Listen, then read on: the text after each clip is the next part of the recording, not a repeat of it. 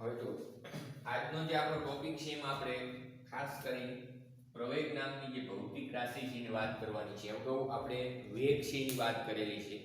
હવે પ્રવેગ એટલે શું સમજો તો પહેલા હું એની વ્યાખ્યા આપું છું કે પ્રવેગ એટલે શોર્ટમાં વ્યાખ્યા આપી હોય તો કે વેગમાં થતા ફેરફારનો સમય દર.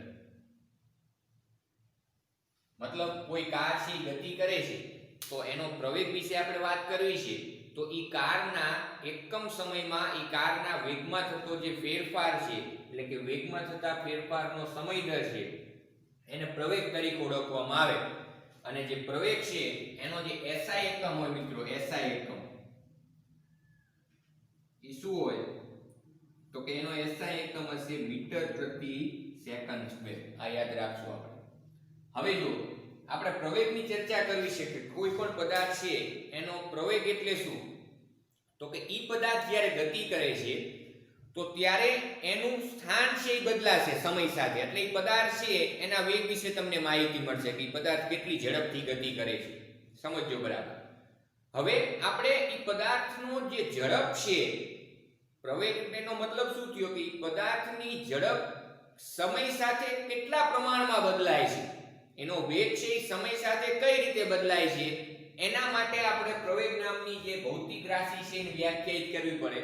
તો એના માટે મેં એક અહીંયા આકૃતિ દર્શાવી છે કે જે આકૃતિમાં વેગ વિરુદ્ધ સમયનો એક આલેખ છે. ટૂંકમાં એક પદાર્થ છે એ ગતિ કરે છે, એ ગતિ દર્શાવતો આલેખ છે કે સમય સાથે પદાર્થનો વેગ કેટલો છે એ આલેખમાં દર્શાવે છે. સમજો બરાબર. હવે જો આપણે જે આલેખ છે એની ચર્ચા કરી કે જ્યારે અહીંયાથી પદાર્થ અથવા તો જે કાર છે એની ગતિની શરૂઆત કરશે તો શરૂઆતમાં 10 સેકન્ડ જેટલો અહીંયા સમય છે સેકન્ડમાં છે 10 સેકન્ડ સુધી ઈ પદાર્થની ઝડપ એટલે કે એના વેગમાં શું થાય છે સતત વધારો. જો તમે આલેખ છે એવું દર્શાવે. પહેલા આપણે આ આલેખની ચર્ચા કરી પછી આપણે એના ઉપરથી પ્રયોગની વાત કરશું કે શરૂઆતમાં જ્યારે સમય આગળ વધશે એમ પદાર્થ છે એની ઝડપમાં એટલે કે એના વેગમાં સતત છે વધારો થાય છે. જો જેવો 10 સેકન્ડ જેટલો સમય પહોંચે ત્યારથી 10 સેકન્ડ થી લઈને આ 18 સેકન્ડ સુધી એટલે કે આ ભાગ આલેખનો આ ભાગ ઈ તમે જો સમય x ને કેવો છે સમાંતર. એટલે એનો મતલબ એવો થયો કે હું અહીંયા લંબાઈ દો આ રીતે તો અહીંયા કંઈક મૂલ્ય મળશે 24. 25 થી છે ઓછું છે એટલે મૂલ્ય આપણે વેગનું કેટલું લેશું અહીંયા 24. એનો મતલબ એવો થાય કે 10 સેકન્ડ થી 18 સેકન્ડ જેટલા સમયગાળા દરમિયાન ઈ પદાર્થ છે એનો વેગ અચળ રહે છે. અને અચળ એટલે કેટલો તો કે 24 મીટર પ્રતિ સેકન્ડ. ઈ આપણને આલેખ ઉપરથી જણાય છે. જો એવું જરૂરી નથી કે મેં અંદર જે મૂલ્યો લીધા ઈ જ લો. તમે તમારી રીતે આલેખ છે દોરી શકો અને એના ઉપરથી પ્રવેગ છે એને તમે સમજાવી શકો. હવે આગળ જેવા તમે અહીંયા પહોંચી ગયા 18 સેકન્ડ જેટલા સમય પછી શું થાય હવે જેમ સમય આગળ વધશે એમ પદાર્થના વેગમાં શું થશે ખબર છે ઘટાડો. જો આ આલેખ દર્શાવે એક સમય એવો આવે જેવા 20 સેકન્ડે પહોંચો ત્યારે પદાર્થનો વેગ કેવો થઈ જાય શૂન્ય. જ્યાં 0 સેકન્ડ હતો જો જેવા અહીંયા 20 સેકન્ડે પહોંચશો એટલે પદાર્થ અહીંયા સ્ટોપ થઈ જાય. બ્રેક મારી પદાર્થ ત્યાં સ્થિર થઈ જાય. અને આ તમે જે બાઇક છે એનું એક તમને ઉદાહરણ આપું કે શરૂઆતમાં આપણે બાઇક સ્ટાર્ટ કર્યું. સમજો બરાબર. બાઇક સ્ટાર્ટ કરશો એટલે તમે એક્સેલેરેટર આપશો. એ એક્સેલરેશન એટલે જ પ્રવેગ. સમજો બરાબર. એક્સેલરેશન એટલે એનો મતલબ એવો થાય કે તમે કાર હોય કે બાઇક હોય એને પ્રવેગિત કરો છો. પ્રવેગિત કરો એટલે એનો મતલબ સમય સાથે એનો વેગ વધારો છે. અને એ પ્રવેગિત થાય છે અને એનો મતલબ એવો થયો કે એની ઝડપ એ સમય સાથે કેવી થાય છે વધે છે. એટલે એની સ્પીડ પકડે. તમે જોયું હશે. પછી એક સમય એવો આવે કે માની લો કે તમે જે એક્સેલેરેટર છે એને કોન્સ્ટન્ટ રાખો છો 50 ઉપર. સ્પીડોમીટર બાઇકમાં કે આપેલું હોય કારમાં એમાં તમે જોવો છો કાંટો 50 ઉપર રહે અને હવે તમે એને સ્થિર રાખો. એટલે એનો મતલબ એવો થયો કે હવે વેગ કેવો થઈ ગયો અચળ. એટલે અચળ થઈ ગયો એટલે આટલા ભાગ સુધી એ અચળ વેગથી જ ગતિ કરે બાઇક હોય કાર. પછી એક સમય આવે વચ્ચે કોઈ વસ્તુ આવી ગઈ, બીજું કોઈ વાહન આવી ગયું, ખાડા ફળિયાવાળો રસ્તો આવી ગયો. તમે શું કરશો ધીમે ધીમે બ્રેક મારશો. માની લો કે તમે ધીમે ધીમે બ્રેક મારો છો એટલે હવે એનો વેગ વધશે કે ઘટશે તો કે ઘટશે.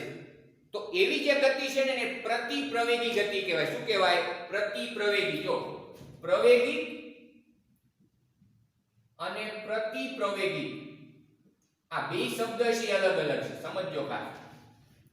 પ્રવેગિક એટલે એનો મતલબ એવો થાય કે એકમ સમયમાં પદાર્થના વેગમાં જો વધારો થતો હોય તો એવી જે ગતિ છે એને પ્રવેગિક ગતિ કહેવાય. અને પ્રતિપ્રવેગિક ગતિ એટલે શું? તો કે એકમ સમયમાં પદાર્થના વેગમાં જો ઘટાડો થતો હોય, એટલે કે વેગ ઋણ, જે વેગમાં ફેરફારનો દર ઘટાડા સ્વરૂપે આવતો હોય, ઋણ મળતો હોય, તો એવી ગતિને પ્રતિપ્રવેગિક ગતિ કહેવાય. પ્રવેગિક ગતિમાં જે પ્રવેગ જે છે એ ધન હોય, આ યાદ રાખવાનું. અને પ્રતિપ્રવેગિક ગતિમાં જે પ્રવેગનું જે મૂલ્ય હોય છે એ ઋણ હોય છે. એટલા માટે પ્રવેગ ધને હોય, ઋણે હોય અને શૂન્યય હોય. શૂન્ય કઈ રીતે હમણાં આપણે સમજાવશું. ખ્યાલ આવે છે કે નહીં? હવે તમે જુઓ તો આ જે ભાગ છે 18 સેકન્ડ થી લઈને, સમજો, 18 સેકન્ડ થી લઈને 20 સેકન્ડ સુધીનો જે સમયગાળો છે એમાં પદાર્થના વેગમાં ફેરફાર તો થાય છે પણ ઘટાડા સ્વરૂપે. માટે એનો જે ગતિ થઈ કેવી થઈ? તો કે પ્રતિપ્રવેગી. અને એનો પ્રવેગ કેવો મળે? તો કે ઋણ. ખ્યાલ આવે છે કે નહીં? આ ભાગમાં 10 સેકન્ડ થી 18 સેકન્ડ જેટલો જે સમયગાળો છે ઈ દરમિયાન પદાર્થનો વેગ કેવો રહેશે? તો કે અચળ. અહીંયા જે વેગ છે એમાં શું થાય છે? તો કે વધારો. અને આ ભાગમાં વેગમાં શું થાય છે? તો કે ઘટાડો. ખ્યાલ આવે છે કે નહીં? તો હવે આના ઉપરથી આપણે પ્રવેગ વિશે વાત કરશું. કે માની લો તમને એમ કે 0 થી 10 સેકન્ડ જેટલા સમયગાળામાં પ્રવેગનું મૂલ્ય શોધો. સમયગાળો કયો? તો કે 0 થી 10 સેકન્ડ સમયગાળા માટે પ્રવેગ. અને ઈ પ્રવેગ કયો હોય મિત્રો? તો કે ઈ પ્રવેગ હશે સરેરાશ પ્રવેગ. અને સરેરાશ પ્રવેગને કઈ રીતે દર્શાવાય? a બાર હોય. હવે ઈ સરેરાશ પ્રવેગનું જે સૂત્ર લખતા પહેલા હું તમને શોર્ટમાં એ વસ્તુ એક સમજાવું. ધારો કે t1 જેટલો સમય હોય ત્યારે પદાર્થનો વેગ v1 છે. સમજજો બરાબર. સમય કયો છે? તો કે t1. ત્યારે પદાર્થનો વેગ કયો છે? તો કે v1. હવે સમય આગળ વધશે. સમજજો. સમય આગળ વધ્યો અને નવો સમય મળ્યો t2. ત્યારે પદાર્થનો વેગ શું મળ્યો? તો કે v2. તો વેગમાં થતો ફેરફાર એટલે કે ડેલ્ટા v. ડેલ્ટા v ને શું કહેવાય? વેગમાં થતો ફેરફાર. તો એ કેટલો હોય? તો કે અંતિમ વેગ માઈનસ પ્રારંભિક વેગ. સમયમાં ફેરફાર, તો કે સમયનો ફેરફાર એટલે અંતિમ સમય માઈનસ પ્રારંભિક સમય. તો હવે આ સમયગાળા દરમિયાન સરેરાશ પ્રવેગનું સૂત્ર તમને કહે. સરેરાશ પ્રવેગ એટલે કે a બાર. સરેરાશ પ્રવેગ a બાર બરાબર શું થાય? તો કે ડેલ્ટા v છેદમાં ડેલ્ટા t. એટલે કે v2 v1 છેદમાં t2 t1. આ જે મિત્રો સૂત્ર થયું કયા પ્રવેગનું થયું? સરેરાશ પ્રવેગ.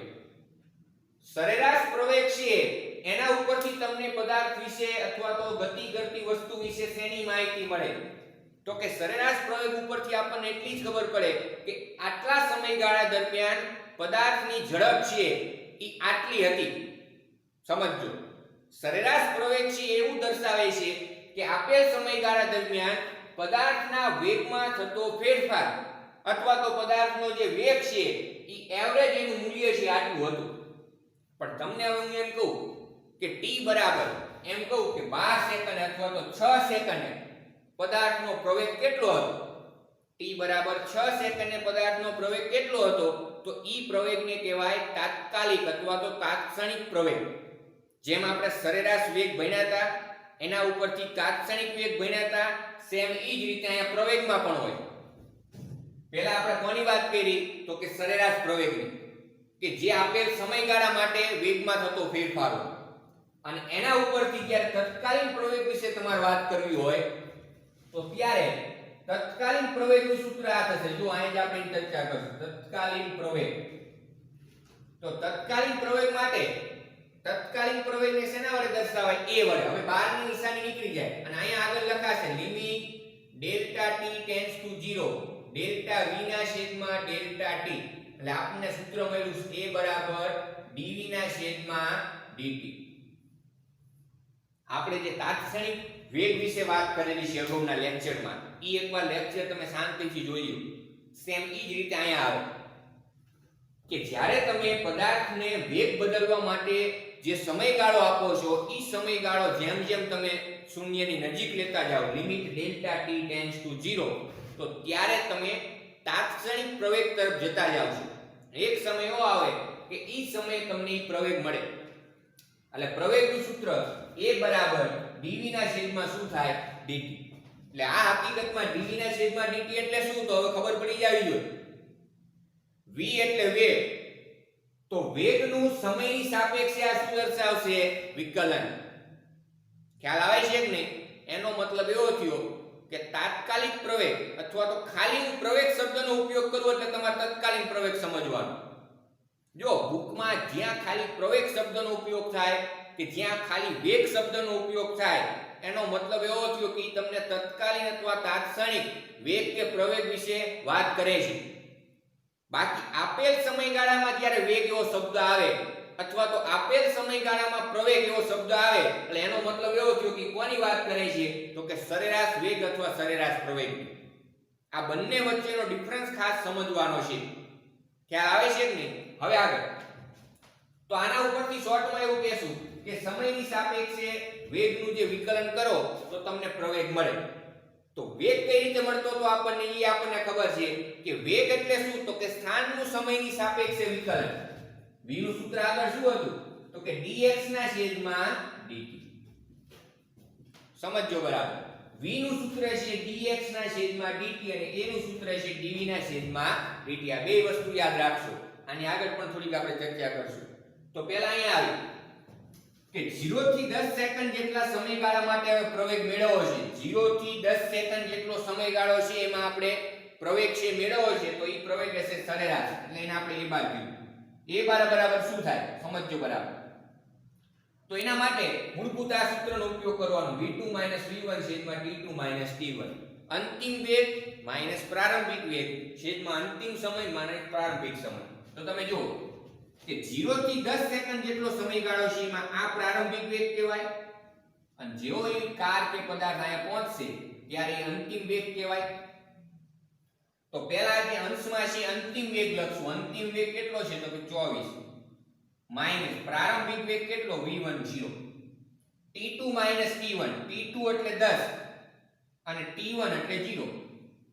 તો જવાબ આપણો આવ્યો પ્લસ 2.4 મીટર પ્રતિ સેકન્ડ સ્ક્વેર. એનો SI એકમ શું હોય, મીટર પ્રતિ સેકન્ડ સ્ક્વેર. એના પછી 10 થી 18 સેકન્ડ સમયગાળા માટે પ્રવેગ. 10 થી 18 સેકન્ડ જેટલો સમયગાળો છે એટલે કે અહીંયાથી અહીંયા સુધી એના માટે હવે પ્રવેગ મેળવવો છે. તો કે આ જ રીતે a બાર બરાબર શું થાય, તો કે અંતિમ વેગ માઈનસ પ્રારંભિક વેગ અંશમાં v2 v1 છેદમાં t2 t1. તો જો 10 થી 18 સેકન્ડ, આ 10 છે અહીંયા 18 છે. 10 થી 18 સેકન્ડ એટલે આ જે 10 સેકન્ડ થાય એને કહેવાય t1. શું કહેવાય, t1.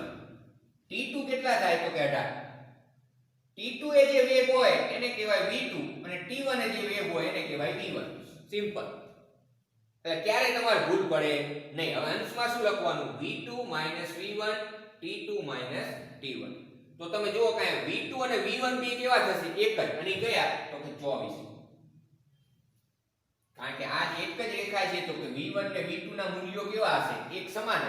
અને કેટલા હોય, તો કે 24. એટલે 24 24 છેદમાં શું આવે, સમયનો તફાવત 18 10.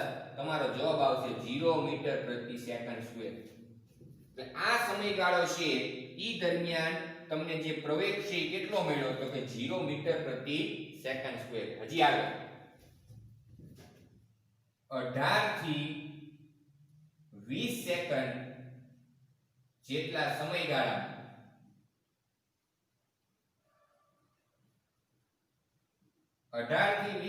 સમયગાળા માટે સમજો. 18 થી 20 સેકન્ડ જેટલો સમયગાળો છે તો એના માટે પ્રવેગ મેળવવો છે. તો અહીંયા હમણાં કીધું એ પ્રમાણે 18 થી 20 માં આવે. 18 ને શું કહેવાય, તો કે t1. ત્યારે જે વેગ છે એને શું કહેવાય, તો કે v1. જ્યારે તમે t2 એ પહોંચશો એટલે કે 20 ત્યારે એનો જે વેગ હશે એને શું કહેવાય, સમજો. તો કે ત્યારે એનો જે વેગ હશે એને કહેવાય v2, જે કેટલો છે 0. એટલે હું અહીં લખીશ 18 થી 20 સેકન્ડ જેટલા સમયગાળા માટે v2 કેટલા છે તો કે 0 માઈનસ v1 એટલે પ્રારંભિક વેગ. પ્રારંભિક વેગ એટલે કયો તો કે જે 18 સેકન્ડે વેગ હોય કેટલો છે અહીંયા તો કે 24 છેદમાં અંતિમ સમય માઈનસ પ્રારંભિક સમય એટલે કે 20 માઈનસ 18 તમારો જવાબ આવશે માઈનસ 12 મીટર પ્રતિ સેકન્ડ સ્ક્વેર. આપણે કીધું હતું ને કે પ્રવેગ છે એ ધને હોય ઋણે હોય અને શૂન્ય હોય. જો અહીંયા પ્રવેગ ધન છે, અહીંયા પ્રવેગ છે શૂન્ય છે અને આ સમયગાળામાં પ્રવેગ કેવો છે તો કે ઋણ. હવે એને આપણે આલેખ સ્વરૂપે દર્શાવવો છે તો કે આ જે છે એ પ્રવેગ વિરુદ્ધ સમયનો આલેખ છે. જો કે 0 થી 10 સેકન્ડ જેટલો સમયગાળો છે, 0 થી 10, તો એ 0 થી 10 સેકન્ડ જેટલા સમયગાળામાં જે પ્રવેગ મળે છે એ પ્રવેગનું મૂલ્ય સરેરાશ મૂલ્ય કેટલું છે 2.4 મીટર પ્રતિ સેકન્ડ સ્ક્વેર. એનો મતલબ એવો થયો કે જ્યારે સમય સાથે વેગમાં વધારો થતો હોય તો એનો મતલબ કે પદાર્થ કેવી ગતિ કરે છે તો કે પ્રવેગ. ખ્યાલ આવે છે કે નહીં? તો એટલા માટે ઈ જે ગતિ થઈ પદાર્થની એક પ્રકારે નિયમિત ગતિ થઈ અને એનો જે પ્રવેગ વિરુદ્ધ સમયનો આલેખ આવે એટલે આ પ્રમાણે આવશે. જો જેમ જેમ સમય આગળ વધશે એમ એના પ્રવેગમાં ધીમે ધીમે થશે વધારો અને એટલા સમયગાળામાં તમને એમ પૂછે કે પ્રવેગ કેટલો તો કે હશે 2.4 મીટર પ્રતિ સેકન્ડ સ્ક્વેર. તો 10 સેકન્ડ જેટલો સમયગાળો છે એમાં જે પ્રવેગનું મૂલ્ય છે ઈ મૂલ્ય તમને એટલા સમયગાળામાં પદાર્થના વેગમાં અથવા તો જે પદાર્થ જે ગતિ કરે છે સમજજો એના વેગમાં જે થતો ફેરફાર એટલા સમયગાળા દરમિયાન આપે. એના ઉપરથી તમને એવી નો માહિતી મળે. હું એમ કહું કે જ્યારે 6 સેકન્ડ જેટલો સમય થાય ત્યારે પદાર્થનો પ્રવેગ કેટલો તો તમને ન ખબર પડે. કારણ કે આ જે આલેખ છે એ સરેરાશ પ્રવેગ વિરુદ્ધ સમય છે એનો આલેખ દર્શાવે કે આટલા સમયગાળામાં પદાર્થનો પ્રવેગ આટલો મળ્યો. ખ્યાલ આવે છે કે નહીં? તો એ સરેરાશ વસ્તુ થઈ. હવે આગળ અહીંયા પહોંચ્યા 10 થી 18 તો તમે જુઓ કે 10 થી 18 તો 10 થી 18 સેકન્ડ જેટલા સમયગાળામાં પ્રવેગ કેટલો રહેશે 0. એટલા માટે અહીંયા 0 જો આ સમયગાળા દરમિયાન પ્રવેગ જે છે એ કેવો રહેશે શૂન્ય. આ સમયગાળા દરમિયાન પ્રવેગ રહેશે પ્લસ 2.4 મીટર પ્રતિ સેકન્ડ સ્ક્વેર. 0 થી 10 સેકન્ડ જેટલા સમયગાળા 10 થી 18 સેકન્ડ જેટલા સમયગાળામાં પ્રવેગ કેટલો રહ્યો શૂન્ય. અને હવે એનો મતલબ શું થયો જો પ્રવેગ શૂન્ય ક્યારે હોય તો જ્યારે વેગ અચળ હોય. ખાસ સમજજો પ્રવેગ શૂન્ય ક્યારે હોય કે જ્યારે વેગ અચળ હોય. એ અહીંયાથી જ ખબર પડે. પ્રવેગ એટલે વેગનું સમયની સાપેક્ષે વિકલન. હવે કોઈ પણનું વિકલન શૂન્ય ક્યારે થાય તમે સમજો. કોઈ પણ છે એનું વિકલન શૂન્ય ક્યારે થાય કે જ્યારે અચળ હોય. માની લો કે અહીંયા વેગ જો અચળ હોય તો વેગનું સમયની સાપેક્ષે જે વિકલન કરશો એ કેવું આવશે શૂન્ય. માટેનો પ્રવેગ છે કેવો થાય શૂન્ય. આગળ એના પછીનો જે સમયગાળો છે કયો તો કે 18 થી 20 સેકન્ડ. 18 થી 20 સેકન્ડ જેટલા સમયગાળામાં આપણે પ્રવેગની વાત કરી તો એ આપણે મેળવેલો છે. 18 થી 20 સેકન્ડ જેટલા સમયગાળામાં પ્રવેગ કેવો છે -12 મીટર પ્રતિ સેકન્ડ સ્ક્વેર. માઈનસ એટલે ઋણ આવે તો એનો આલેખ આપણે નીચે દર્શાવવો પડે. માની લો કે -12 મીટર પ્રતિ સેકન્ડ સ્ક્વેર આ પ્રવેગ ઋણ તો એ આપણે અહીં દર્શાવવો પડે. અને ઈ 18 થી 20 સેકન્ડ જેટલા સમયગાળામાં પદાર્થનો વેગ છે ઈ ઋણ રહેશે. ખ્યાલ આવે છે કે નહીં? અને પછી પદાર્થ છે એની ગતિ છે એ કેવી કરી દે છે સ્ટોપ કરી દે. પછી પદાર્થ છે બ્રેક મારી ત્યાં સ્થિર થઈ જાય તો વેગ એ 0 અને પ્રવેગ એ કેવો થાય 0. ખ્યાલ આવે છે કે નહીં? તો આ જે આલેખ છે એના ઉપરથી ખાસ આપણે કઈ વસ્તુ સમજવાની છે તો કે જો વેગમાં વધારો થતો હોય તો જે પ્રવેગ વિરુદ્ધ સમયનો આલેખ ઉપર તરફ ગતિ કરે. વેગ અચળ રહેતો હોય તો પ્રવેગ વિરુદ્ધ સમયનો આલેખમાં એટલા ભાગમાં તમારી આલેખ છે 0 અક્ષ ઉગમ બિંદુ છે એના ઉપર દર્શાવવો પડે અને તો જ તમે એવું કહી શકો કે આટલા સમયગાળામાં પ્રવેગ કેવો છે 0. પછી જો વેગ વિરુદ્ધ સમયમાં જે આલેખ છે નીચે ઉતરતો હોય એટલે કે વેગમાં શું થતો હોય ઘટાડો, તો એનો પ્રવેગ ઋણ મળે. જો એટલા માટે મેં કીધું કે પ્રવેગ ધને હોય, ઋણે હોય અને શૂન્ય પણ હોય. તો આ આપણે સરેરાશ પ્રવેગશીની વાત કરી. તત્કાલીન પ્રવેગની વાત કરવી હોય તો આપણે અગાઉ કીધું એમ કે તત્કાલીન પ્રવેગ એટલે તો કે તમે વેગમાં થતા ફેરફારનું એટલે કે વેગનું સમયની સાપેક્ષે વિકલન કરશો એટલે તમને તત્કાલીન પ્રવેગ મળે. હવે હું અહીંયા થોડાક આલેખો વિશેની ચર્ચા કરું છું. જો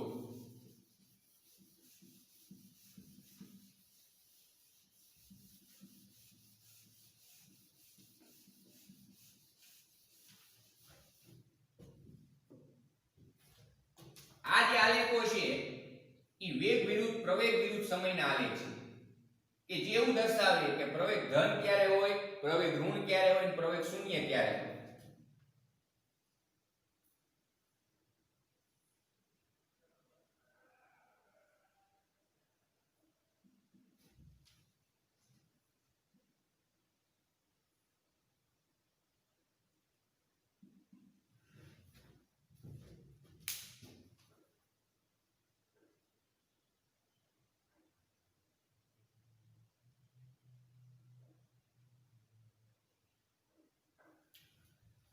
હવે સમજો બરાબર. જે આ પહેલો આલેખ છે એમાં તમે જુઓ કે પ્રવેગ વિરુદ્ધ સમયનો જે આલેખ છે એમાં આ જે વક્ર આકાર છે આમ ઉપર તરફ છે, વાટકો ઉપર તરફ છે. એક ઉદાહરણ તરીકે વાટકો છે આ રીતે છે એટલે કે જે વક્ર આકાર છે એ આમ ઉપર તરફ છે. તો આ આલેખ એવું નિર્દેશ કરે છે કે એમાં જે પ્રવેગ જે છે કેવો છે, મૂલ્ય એનું ધન. એના પછીનો જે આલેખ છે એ પ્રવેગ વિરુદ્ધ સમયનો આલેખ છે કે એમાં જે વક્ર છે આ રીતે નીચે તરફ ઉતરે છે. આમ સમજ એટલે કે વાટકો આ ઊંધો છે તો એવું દર્શાવે છે કે પ્રવેગનું મૂલ્ય કેવું છે, ઋણ. અને જ્યારે આલેખ આ રીતે સુરેખા હોય a વિરુદ્ધ t નો આલેખ સમજો તો ત્યારે એવું દર્શાવે છે કે પ્રવેગનું મૂલ્ય કેવું હોય, શૂન્ય. જેમ કે આ તો આના ઉપરથી તમે કહી શકો પ્રવેગ ધને હોય, ઋણે હોય અને શૂન્ય હોય. હવે હું અહીંયા થોડીક જે નોંધ લખાવું છું તમારે નોંધ બુકમાં ક્યાંક એડ કરી દેવાની છે. સમજો કે આ જે છે પ્રવેગ એ વેગનું સમયની સાપેક્ષે વિકલન, એ તો આપણે કીધું. સમજો પ્રવેગ જે છે એટલે એનો મતલબ એવો થયો કે વેગ છે એનું તમે સમયની સાપેક્ષે વિકલન કરશો એટલે તમને શું મળશે, પ્રવેગ. જો આપણે અગાઉ એક વિડિયો છે એમાં વિકલન વિશે તમને થોડી ઘણી માહિતી આપેલી છે. એનું મૂળભૂત સૂત્ર શું છે, કોઈ પણનું વિકલન કઈ રીતે થાય, આ બધી વસ્તુ આપણે અગાઉ છે એ સમજાવે છે. થોડીક આગળ ચર્ચા કરી કે a બરાબર છે dv ના છેદમાં dt. હવે જો હું a લખું એટલે પ્રવેગ હોય, કયો પ્રવેગ હોય તો તાત્ક્ષણિક અથવા તત્કાલીન પ્રવેગ. પછી આપણે v નું સૂત્ર આપણને ખબર છે. v એટલે શું હોય તો કે dx ના છેદમાં dt. જેમાં x શું દર્શાવે, સ્થાન, t શું દર્શાવે, સમય. હવે જો મારે આ v છે એના ઉપરથી a લાવવા છે તો કઈ રીતે લાવી શકાય તો કે હું v નું સમયની સાપેક્ષે વિકલન કરી નાખું. આ જે છે એ હજી હું બંને બાજુ સમયની સાપેક્ષે વિકલન કરું. સમજો આના ઉપરથી તો આવું થાય. આ બાજુ dv ના છેદમાં dt બરાબર આ x નું t ની સાપેક્ષે એકવાર તો વિકલન છે. હજી જ્યારે મારે બીજી વાર વિકલન દર્શાવવું હોય તો એને આવું કહેવાય d2x dt2. મતલબ કોઈ જગ્યાએ આવું લખ્યું હોય dx2 dt2 તેનો મતલબ એવો થાય કે સ્થાન એટલે અથવા તો x x નું t ની સાપેક્ષે કેટલી વાર વિકલન છે તો કે 2 વાર. એટલે એનો મતલબ એવો છે કોઈ જગ્યાએ આવું લખ્યું હોય ઉદાહરણ તરીકે તો આનો મતલબ શું થાય, આ વિકલન તો છે પણ એ વિકલન છે એ એવું કહેવા માંગે છે કે x નું સમયની સાપેક્ષે કેટલી વાર વિકલન છે તો કે 3 વાર. ખાલી આવું હોય dx ના છેદમાં dt તેનો મતલબ એવો થાય કે x નું સમયની સાપેક્ષે એકવાર વિકલન છે. બીજી વાર દર્શાવવું એટલે આ રીતે દર્શાવે d2x dt2. તો આ જે છે આપણો શું થાય, પ્રવેગ. કારણ કે પ્રવેગ એટલે a એટલે શું તો કે dv ના છેદમાં dt. એટલે આપણે આનું શું કર્યું, બંને બાજુ સમયની સાપેક્ષે વિકલન કર્યું. એટલે આ બાજુ આવું થયું dv ના છેદમાં dt અને આ બાજુ શું થાય તો કે d2x dt2. એનો મતલબ એવો થયો કે a બરાબર એ કહેવાય d2x/dt². હવે વસ્તુ સમજજો બરાબર. તમને સ્થાન વિરુદ્ધ સમયનું કોઈ સમીકરણ આપ્યું હોય અને તમને એવું કીધું હોય કે વેગ શોધો, આટલી આ સમયે વેગ શોધો, એટલે પહેલા તમારે વેગ મેળવવા માટે શું કરવું પડશે તો કે એનું એકવાર વિકલન. સ્થાનનું સમયની સાપેક્ષે એકવાર વિકલન કરો એટલે કઈ રાશિ મળે? વેગ. હજી બીજી વાર વિકલન કરો એટલે કઈ રાશિ મળે તો કે પ્રવેગ. એટલે પ્રવેગ એટલે શું તો કે સ્થાનનું સમયની સાપેક્ષે બે વાર વિકલન, અથવા પ્રવેગ એટલે શું તો કે વેગનું સમયની સાપેક્ષે એકવાર વિકલન. શબ્દ ખાસ સમજજો, હું એકવાર વિકલન બોલું છું તો ત્યારે કઈ વસ્તુ બોલું છું તો કે વેગનું સમયની સાપેક્ષે એકવાર વિકલન એટલે પ્રવેગ. સ્થાનનું સમયની સાપેક્ષે બે વાર વિકલન એટલે પ્રવેગ. ખ્યાલ આવે છે કે નહીં? હવે જો આપણે અહીંયા ઉદાહરણની ચર્ચા કરીશું એમાં બરાબર ધ્યાન આપો. પ્રવેગ વિશે આપણે તમને સમજાવ્યું કે પ્રવેગ ધન ક્યારે હોય, ઋણ ક્યારે હોય અને શૂન્ય ક્યારે હોય. હવે આપણે ઉદાહરણની ચર્ચા કરશું તો બરાબર છે એમાં ધ્યાન આપશું. અને એ ઉદાહરણ એકવાર તમારા મગજમાં ક્લિયર થઈ જાય એટલે તમને સરેરાશ વેગ પૂછ્યો હોય, સરેરાશ પ્રવેગ પૂછ્યો હોય કે તત્કાલીન વેગ કે પ્રવેગ પૂછ્યા હોય, તમને બધું આવડે. એટલે ઉદાહરણ છે એમાં આપણે બરાબર છે ધ્યાન આપશું. જો બુકમાં જે ઉદાહરણ છે જો ઉદાહરણનો નંબર હું કહું છું તમને.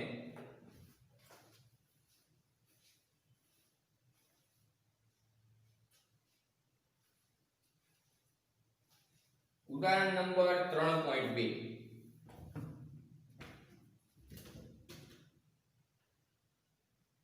ઉદાહરણ 3.2.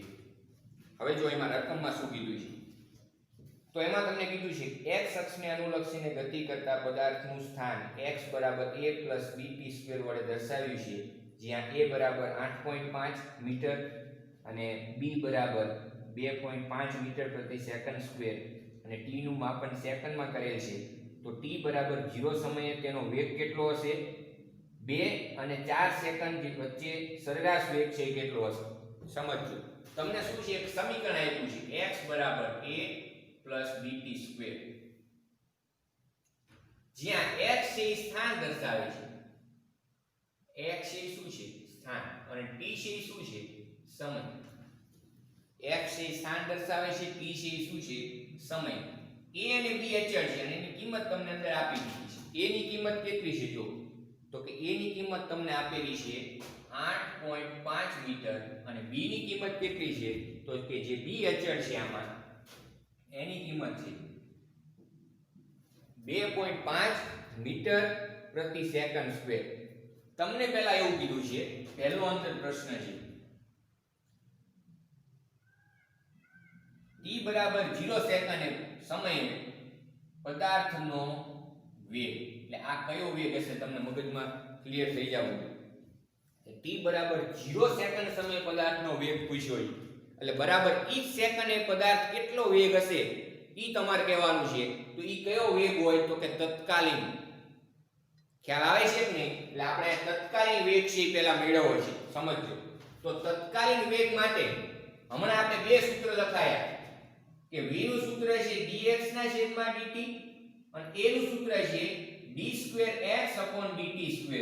જો તમને સ્થાન વિરુદ્ધ સમયનું સમીકરણ આપ્યું હોય તો અહીંયા આપણે પ્રવેગ તો મેળવવાનો નથી, ખાલી કોની વાત કરશું? વેગની. પણ આ તમને સમજૂતી મળે એટલા માટે આપણે આ ઉદાહરણની સાથે ચર્ચા કરી છે. તો જો v બરાબર છે dx/dt, મતલબ તમારે વેગ મેળવવો છે તો આજે સ્થાનનું સમયની સાપેક્ષે વિકલન કરવું પડે. તો ચાલો એ વિકલન કરીએ.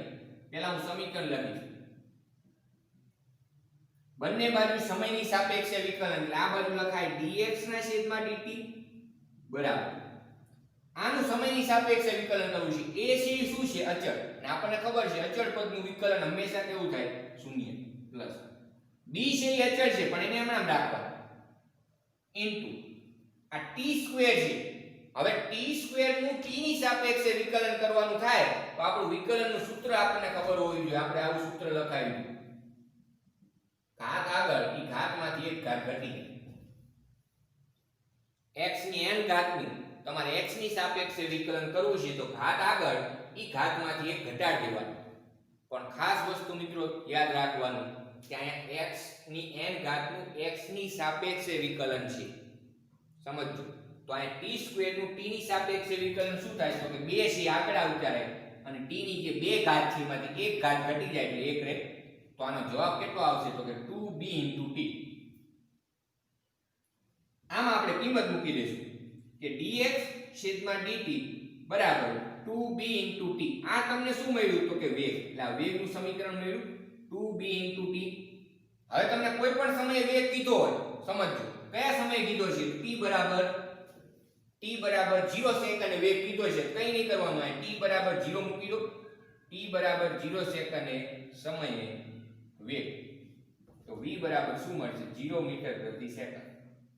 શું કર્યું આપણે તો કે અહીંયા t ની કિંમત કેટલી મૂકી દીધી 0. અહીંયા હજી આગળ કહું તમને એમ કે t બરાબર 1 સેકન્ડ વેગ તો શું કરવાનું કે આ v નું સૂત્ર છે 2b t બરાબર કેટલા મૂકી દીધા 1. જવાબ કેટલો આવ્યો 2b અને b બરાબર કેટલા છે તો 2.5. અહીંયા મૂકી દો તો જવાબ આવશે તમારો 5 મીટર પ્રતિ સેકન્ડ.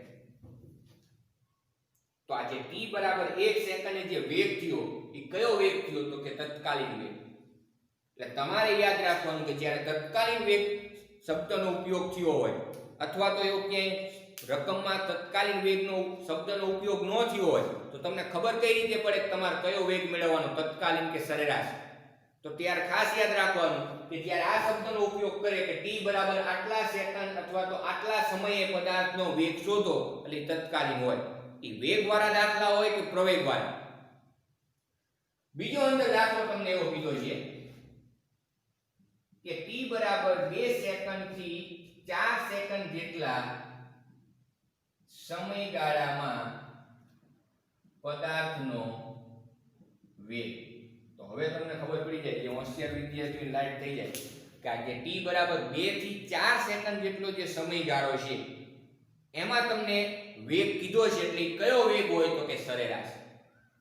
ખ્યાલ આવે છે ને અહીંયા કયો વેગ મેળવવાનો થશે સરેરાશ. અને સરેરાશ વેગનું સૂત્ર આવું છે v બાર બરાબર x2 - x1 છેદમાં t2 - t1.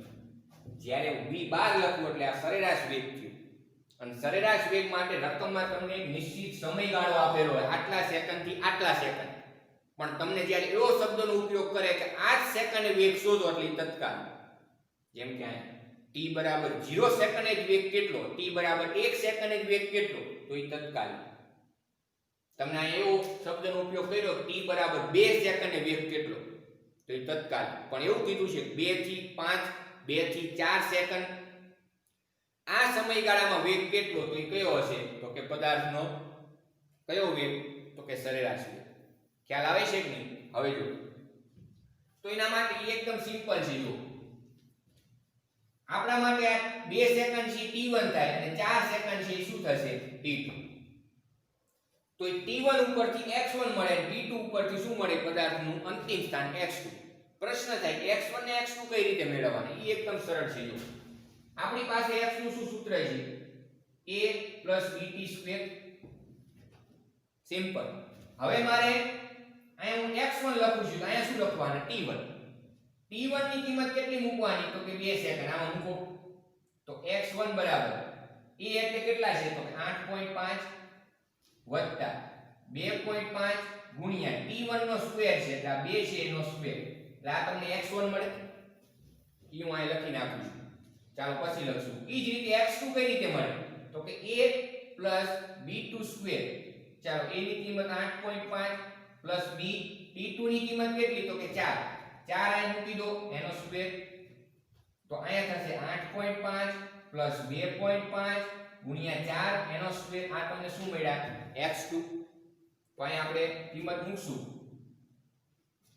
પહેલા x2 ની કિંમત મૂકશું એટલે શું થશે તો કે 8.5 + 2.5 ગુણ્યા 4 છે એનો સ્ક્વેર. અને તમારી પાસે જો કેલ્સી હોય તો આનું ડાયરેક્ટ અહીંથી કેલ્ક્યુલેશન કરીને x1 ને x2 મેળવીને ડાયરેક્ટ કિંમત મૂકવાની. પણ આપણે અહીં બી લખી છે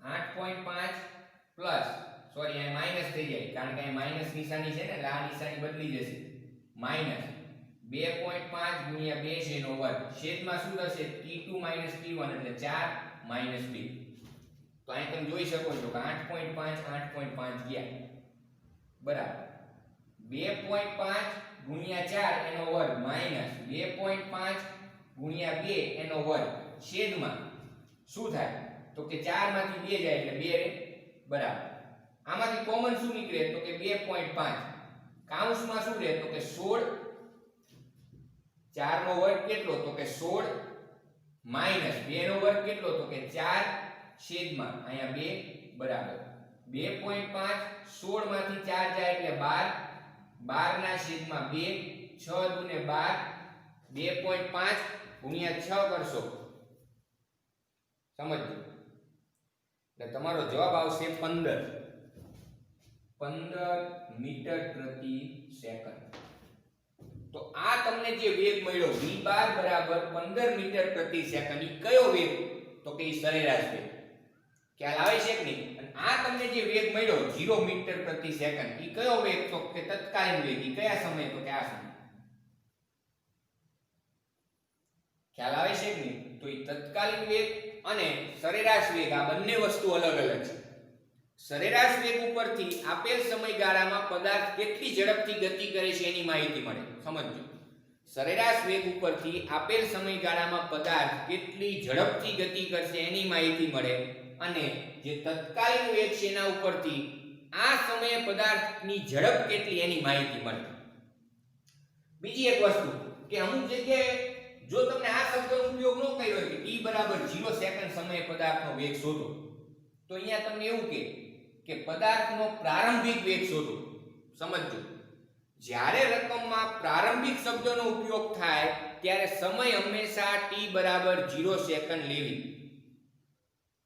સમજજો પદાર્થની પ્રારંભિક સ્થિતિ માટે જ્યારે સમયનો ઉપયોગ કરવાનો થાય ત્યારે સમયની કિંમત કેટલી હોય તો કે t બરાબર 0 આ દાખલામાં તમને પ્રવેગ પણ પૂછી શકે સમજજો આ જે દાખલો છે એમાં તમને પ્રવેગ પણ પૂછી શકે તો એની પછી આપણે નેક્સ્ટ સ્ટેજની ચર્ચા કરશું અત્યારે આટલું છે તમારે તૈયાર કરી નાખો